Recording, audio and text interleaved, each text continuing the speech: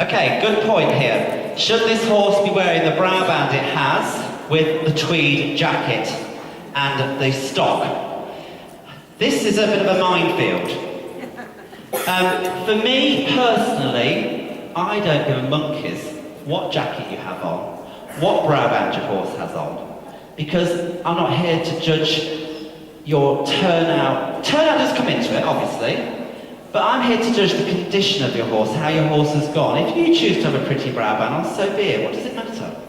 That's me. You'll get some judges, and in fact this is a good question because I'm not going to say names or anything, but there have been the odd judge in the last year or two who have penalised people for wearing what they presume or think to be the wrong brow band or the wrong jacket.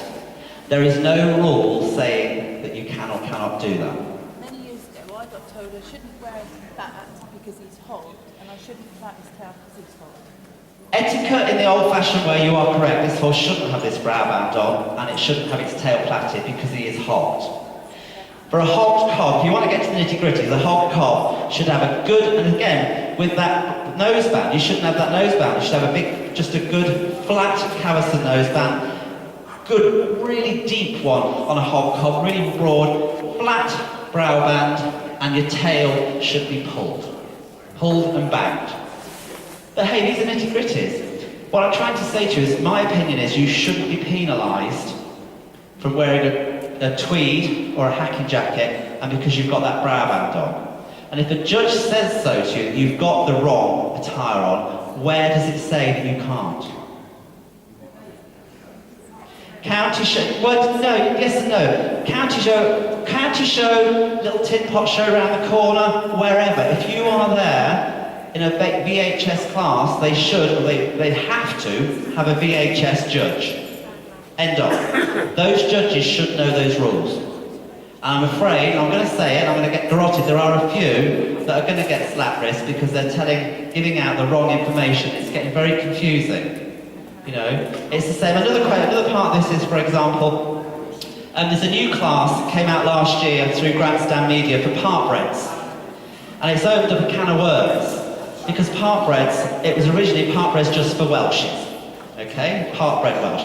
Now they've opened it up. I know it's going off the track as in VHS, but they've now opened it up. It could be partbred Connemara, it could be partbred Shetland, it could be partbred Clydesdales. It doesn't matter. But what their argument is, do they wear tweeds or do they wear navies?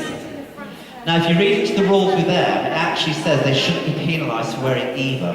It's up to you as the competitor, and I'm a huge believer that in this type of class. Veterans are veterans. We're not here, okay, there is types, like tomorrow there are hunter classes, there are haxes, cobs, and so on. You could lose a point then if you are in a cob class and you've got this brow band on. Okay, because you're not presented correctly as a cob. Did you get where I'm going with this? Yeah. So I used to do the hunter class. Yeah. And obviously he's using a pen. Okay. And a tie. So we say that this lady changes saddlery and attire depending on what class you go in. Yeah, no, this is good. So you don't usually wear this. Again, well, you're quite right, because tomorrow, for example, if you're going to go in a cob class, okay, well, I'm just saying if you did, then you should not be, well, yes, you should be penalised then for having that, because you're not presenting him as a true cob. But if you're in a mixed class, you shouldn't be penalised.